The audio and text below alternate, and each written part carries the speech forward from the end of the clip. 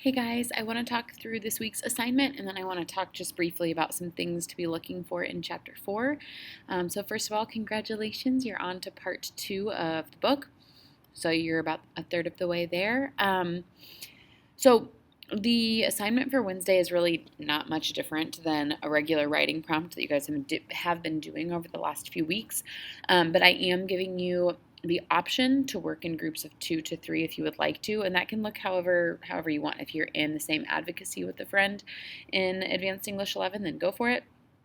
If you want to FaceTime or text or email about the response, that's great too, whatever works for you. What I want to make sure of is that you are not just having like one of your friends do all the work and then putting your name on it. So the reason I wanted to do this is that if we were in-person class, we would be doing a lot of group discussion and partner discussion and all that jazz, and it's a little bit more difficult to do in the circumstances we're in, but I want to give you that opportunity to still discuss with someone or a few people if you would like to.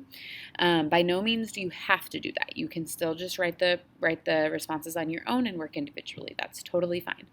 If you do work with 1 or 2 other people, please make sure that whoever turns the assignment in puts all 3 names on there, or else you're not all 3 going to get credit. So please, please, please do not forget that. Okay, I think all that I have left to say is just a few notes about Chapter 4. So, also remember, you should be reading the introduction to Part 2 as well. It's like 2 pages, but I really like those interactions because it's more modern day, it's a little more recent, and it's the interactions between Author Wes and Other Wes when Author Wes goes to visit Other Wes in prison. So I think those are really intriguing. And they kind of say a lot about the themes that are going to come up in the next part. So this is all about second chances and chances and all that jazz. One of the my favorite lines says something, it might not be word for word, but it's essentially it's hard to distinguish between second chances and last chances. And so that just is something that really sticks out to me and kind of is a thinker for me. So hopefully it'll do the same for you. As always, I want you to continue to think about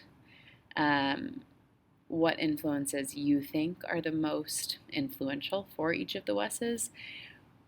Right now, they're still on pretty similar paths, and I want you to think about the similarities and differences so far. Soon enough, you'll see those paths start to diverge, and I want you to think about why that happens, and I think why each of the Wesses is drawn to make some of the decisions that they do. Lastly, if you haven't already noticed, this section has a few pictures in it. I'm a visual person, and so I like to see those. So hopefully you enjoy those as well. As always, thanks for listening and happy reading. I look forward to seeing you in our Teams class on Friday. Bye, guys.